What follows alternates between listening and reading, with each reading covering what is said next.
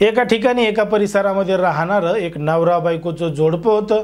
त्यांचा सुखी संसार सुरू होता। लग्नाला 5 वर्षे देखील झालेले होते आणि या सुखी संसारामध्ये त्यांना 2 लेकरं सुद्धा झालेले होते। सगळं काही सुरळीतपणाने सुरू होतं।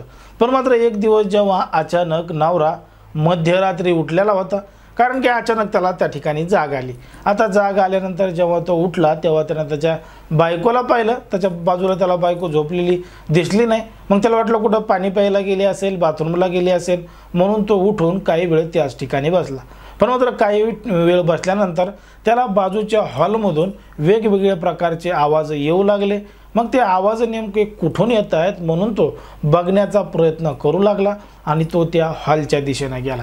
जसा तो हॉलच्या दिशेने गेला तेव्हा त्याच्या हॉलमध्ये त्याला त्याची बायको शेजाऱ्यासोबत नको त्या अवस्थेमध्ये दिसली आणि नको ते कृत्य करत होती। आता नवऱ्यानं हे सगळं पाहिल्यानंतर त्याची तळपायाची आग मस्तकाला गेली आणि मस्तकाला गेल्यानंतर त्या ठिकाणी घडलं एक धक्कादायक प्रकरण, धक्कादायक घटना। नेमकं काय आहे संपूर्ण प्रकरण, कुठं घडली घटना, हे आपलं अगदी सविस्तरपणे बघायचं। पण जर तुम्ही अजूनही आपलं चॅनल सबस्क्राईब केलं नसेल तर लगेच सबस्क्राईब करून घ्या आणि बाजूला असणाऱ्या बेल नोटिफिकेशनला सुद्धा ऑन करायला विसरू नका। आता ही जी संपूर्ण घडलेली घटना आहे ती आहे उत्तर प्रदेश राज्यातील अमेठी पोलीस ठाण्याच्या हद्दीमध्ये घडलेली संपूर्ण घटना आहे। या ठिकाणी राहणारं एक नवरा बायकोचं जोडपं आहे आणि या जोडप्याला 2 लेकरं सुद्धा आहेत। सुखाचा संसार सुरू होता। पण मात्र सुखाचा संसार सुरू असताना तो जो नवरा आहे जेव्हा कामाला जात होता तेव्हा तो त्याच्या बायकोला मोबाईल सुद्धा घेऊन दिलेला होता, कारण की बायकोला घरी एकटीला बोर होतं म्हणून मोबाईलचा नाद त्या महिलेला लागलेला होता आणि ती मोबाईलवर सोशल मीडियाचा वापर करत होती, मोठ्या प्रमाणात मोबाईल बघत होती। मग हाच मोबाईल बघत असताना त्या महिलेची ओळख शेजारी राहणाऱ्या एका तरुणाबरोबर झाली होती सोशल मीडियावर। मग ओळख झाली, ओळखीचं रूपांतर मैत्रीमध्ये झालं आणि मैत्रीमध्ये रूपांतर झाल्यानंतर या दोघा जणांचं सोशल मीडियावर मोठ्या प्रमाणात बोलणं चालणं सुरू झालं। मग जेव्हा जेव्हा नवरा कामाला जायचा तेव्हा तेव्हा तो शेजारी त्या महिलेच्या घरी यायचा। मध्यरात्री सगळेजण झोपल्यानंतर तो शेजारी त्या महिलेच्या घरी येऊन झोपायचा, सगळं काही मनमोकळेपणे करायचा आणि त्या ठिकाणाहून निघून जायचं। या गोष्टीचा कानोकान कोणालाही खबर नव्हती, काही नव्हती आणि हे मागच्या अनेक दिवसापासून मोठ्या प्रमाणात घडत होतं। आता हे सगळं घडत असताना त्या महिलेची हिंमत एवढ्या मोठ्या प्रमाणात वाढलेली होती की ती आता नवरा घरी असला तरी नवरा झोपला की शेजाऱ्याला जाऊन भेटत होती। अशा पद्धतीने त्या महिलेला शेजाऱ्याची सवय लागलेली होती। मग एक दिवस अशाच पद्धतीनं त्या महिलेनं तिच्या प्रियकराला घरामध्ये बोलवलं आणि मध्यरात्री 2 वाजता त्या नवऱ्याला अचानक त्या ठिकाणी जाग आली। आता जाग आल्यानंतर त्यानं पाहिलं की त्याची बायको त्याच्या बाजूला नाही म्हणून, मग कुठं बाथरूमला गेली असेल, पाणी प्यायला गेली असेल म्हणून तो काही वेळ त्या ठिकाणी उठून बसला।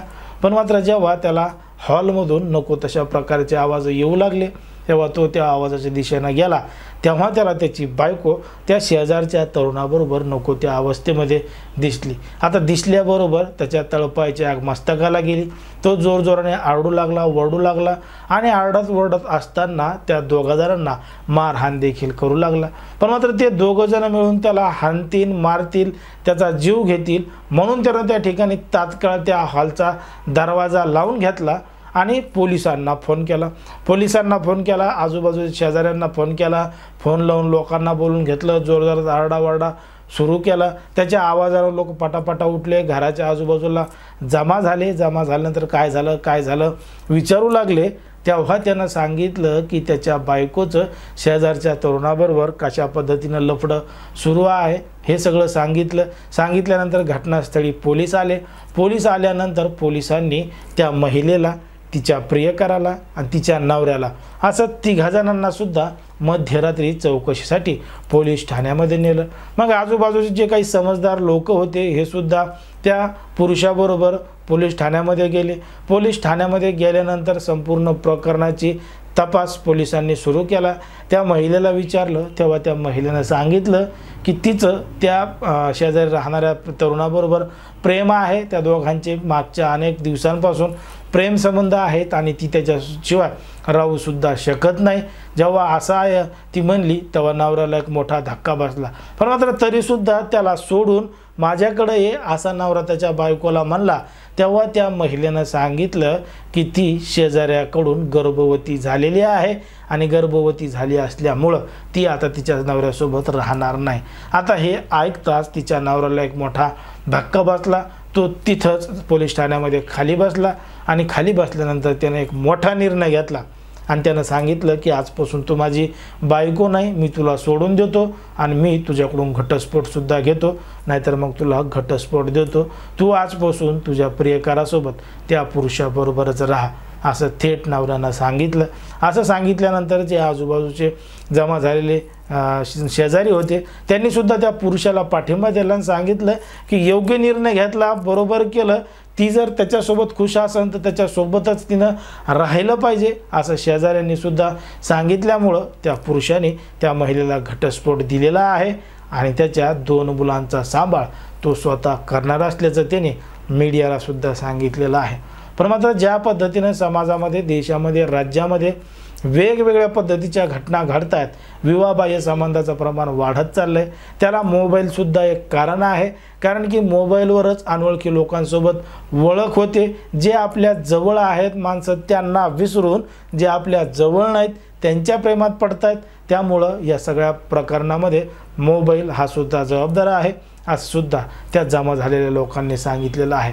आता ज्या पद्धतीने या संपूर्ण प्रकरणामध्ये घडलं आहे त्याच्यावर तुम्हाला काय वाटतं हे अगदी स्पष्टपणे कमेंटमध्ये सांगा.